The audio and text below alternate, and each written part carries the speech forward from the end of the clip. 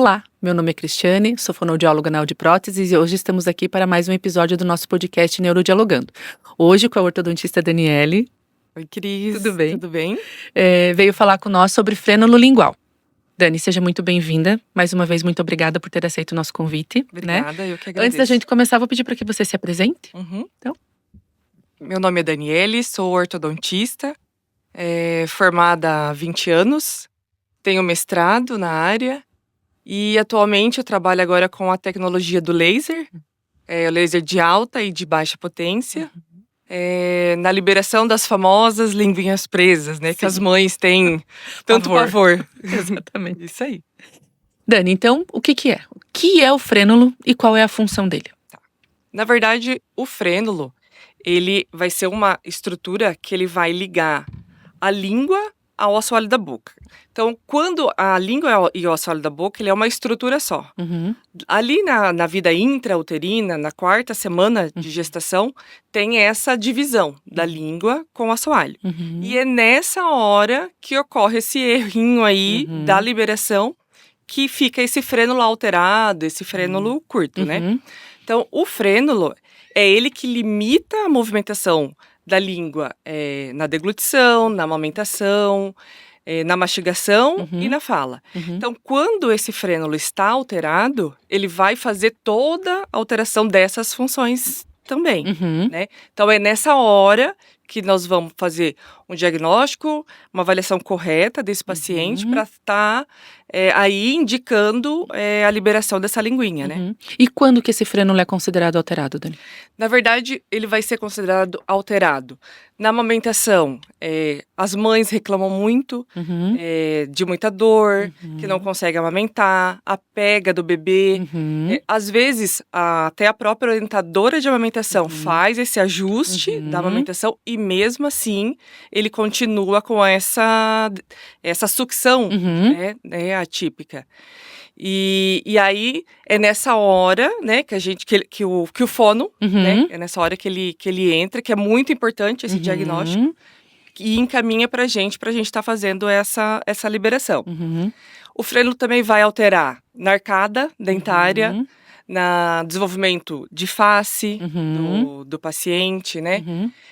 Então, o que ele vai na arcada? Ele vai provocar uma mordida aberta, uma protrusão de mandíbula, né? E aí esse paciente vai ter que ir para um tratamento ortodôntico, né? E além do atraso de fala, né? Que aí a gente... Tem alguns sons que ele não vai conseguir produzir, que ele não vai conseguir produzir e não adianta, se esse paciente tem a língua presa, não adianta ele fazer a terapia com a fono, né? Que não vai ajudar vocês. Não. Isso aí. A vibração fica limitada, né? Isso aí. E Dani, altera respiração, mastigação, postura da boca. Isso aí. Então, assim, o paciente que tem a língua presa, ele vai ser um respirador bucal. Então, ele vai respirar errado, ele vai respirar pouco. Vai ser um paciente sempre cansado. Vai ter uma alteração da arcada. Então, é um paciente que a gente sabe que vai ter que ir para uma ortopedia. Se não for para uma ortodontia e futuramente para uma cirurgia, né? Então, por isso, a necessidade de estar fazendo esse diagnóstico quanto antes. Tão precoce, né? Tão precoce, que isso aí. Eu não lembro do teste da linguinha, o teste da orelhinha eu sei que já tá lá preconizado que tem que ser ao nascimento. Tá obrigatório ao nascimento também. Desde 2014. Então, nasceu, tem que fazer. Nasceu, tem que fazer. Se ele não fez a maternidade, se a mãe observou alguma alteração, comunica ao pediatra, né? E já passa por uma avaliação da fono e já a fono vai nos encaminhar. Isso aí. E toda alteração do frênulo precisa de cirurgia, Dani? Não precisa de cirurgia. Essa é uma pergunta que a maioria faz, né? Sim. Não, nós só vamos operar aquele frênulo que realmente está alterado. Aquele frênulo que não passou. O teste da linguinha tem todo um protocolo que a gente segue, né? Então, o paciente que não passou por aquele protocolo, ele vai ser operado.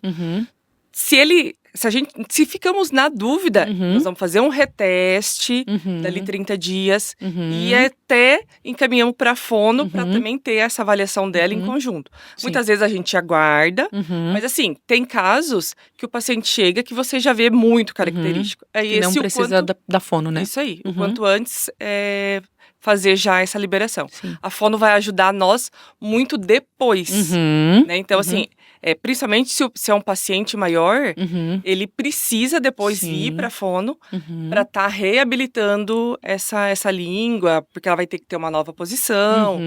E aí é vocês que conhecem isso aí. Isso aí. Tá. É interessante porque, assim, a gente vê, né? Tá curto, precisa de cirurgia. E às vezes o curto, ele tá curto, mas ele não tá disfuncional, Isso né? aí, A isso gente aí. só precisa fazer um ajuste da criança na hora da amamentação, Isso aí. que é a postura dela que não tá correta no colo da mãe. É isso Né? aí. A gente isso ajusta isso Isso aí. e isso realmente o frênulo não tava Não tá- incapacitante, É né? isso aí. Muitas vezes, assim, uma mãe inexperiente, um primeiro filho, e já acha a culpa já a língua, aquela que a culpada que o bebê não tá engordando, não tá, né, Sim. fazendo a pega corretamente. E Dani, né, eu sei, mas para quem tá nos assistindo, que quando você faz o procedimento e encaminha para fono, né? Tá, mas se ela já fez o procedimento, por quê? Por que encaminhar para fono? Tá. Então explique qual é o nosso papel. Isso aí.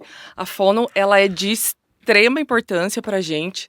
Então, assim, é ela que vai devolver essa nova programação dessa língua. Então, quer dizer, vamos supor, um pacientinho ali de 6, 7 anos.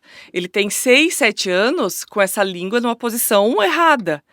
Então, nós vamos fazer essa liberação. Essa língua, ela não sabe qual que é a posição que ela tem que ficar agora. Então, é a fono que vai ajudar a fazer essa nova programação, né, da posição da língua. E só para ressaltar que é fonoaudiólogo profissional capacitado para fazer esse tipo de reabilitação. É isso aí. Né? Isso aí. Só para ressaltar. Isso aí. E o que pode acontecer se a cirurgia for feita, você encaminhar para fono e essa família, por algum motivo, achar que não precisa? Tá. Então, assim, se essa cirurgia for realizada sem o acompanhamento da fono, essa língua pode ter uma reinserção errada. Então, assim, muitas vezes ela pode ficar pior do que ela estava. Sim. Então, por isso que é de extrema importância as terapias após a liberação das línguas. E é por isso que a nossa parceria, e quando eu digo nossa, seja, né, do ortodontista com a fono, é tão importante, né? Isso aí. E a gente tem muito esse caminho aberto, né? Da gente tirar as nossas dúvidas, né? Que é importante. Sim. Eu acho assim, isso agrega mais ainda ao paciente, né? Sim. Esse cuidado multiprofissional. E os benefícios não é só para um tipo de paciente, né? São para todos, indiferente se é bebê até o adulto, que tem adulto. Isso aí. Né, Hoje eu tenho muito adulto que vem procurar, que sofreu bullying a vida toda, né? Às vezes trabalha até com o público e ele se sente inferior, né? Com essa dicção alterada. E ele o paciente adulto, ele precisa passar pela terapia de fono depois. Também, né? Também.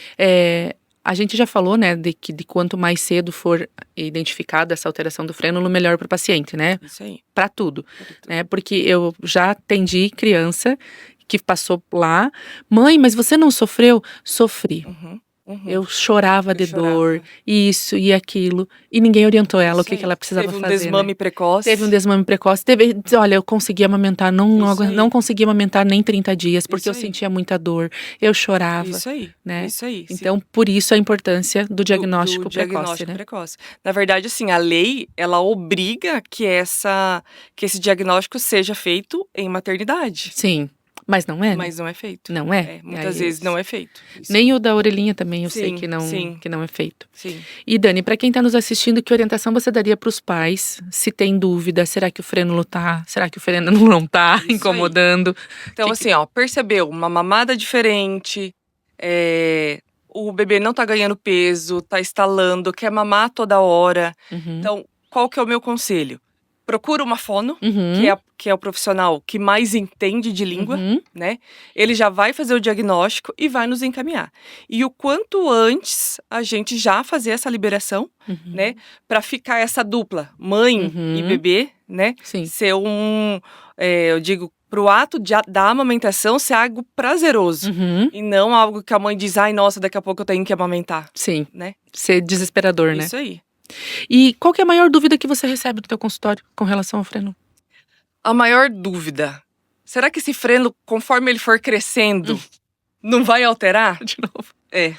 Ele não vai esticar, Então, assim, freno não adianta, ele não estica, ele não vai aumentar, ele não vai diminuir. Uma vez que ele nasceu com o frênulo alterado, ele vai morrer com o freno alterado. Sim. Ele vai se adaptar àquela língua ali, né? Mas uma vez com frênulo, para sempre, ele vai ter frênulo. Vai ter frênulo. E por que o trabalho em equipe faz tanta diferença nessa recuperação? Pois é. O trabalho ele vai fazer essa diferença na questão de proporcionar até mais segurança para os pais. Sim. Né? Então, ele vê que o problema dele foi solucionado, que ele tem o apoio ali né, do profissional que fez a liberação, do profissional que vai seguir com ele agora, né? Então, é muito importante essa união de profissionais, Sim. né, para tá apoiando e acompanhando essa família. Trabalho em equipe mesmo, isso né? Aí. De mãozinha dada. Isso é. Senão não funciona, né? Bem isso aí, Cris. Dani, faltou você contar pra nós onde é que você atende. Tá. Para os pais que queiram te procurar. Isso aí. Então, assim, eu atendo no edifício da Agostinho Empresarial, tá? Na sala 1005. Eu posso deixar também o meu contato? Pode, fica à vontade. Então, é o 49-991520433. Se você já tem o diagnóstico, né, já foi feito o diagnóstico, ou se você tem dúvida se o seu filho tem ou não a língua presa, eu vou poder te ajudar, né? E estamos aí para ter essa amamentação, que essa amamentação dure por muito tempo, né, Cris? Seja confortável, isso né? Aí. Seja isso realmente... Aí, que é tão bom, né? Tão bom, exatamente. Tão bom, isso aí. Dani, muito obrigada. Obrigada, Cris. Por ter vindo conversar com a gente. Acredito que tem muitas outras coisas que a gente pode marcar para conversar, né? Sim, mas esse foi o nosso pontapé inicial. Isso aí. Então, muito obrigada. Obrigada, eu que agradeço, tá? E assim encerramos mais um episódio do nosso podcast Neurodialogando. Aguarde os próximos episódios.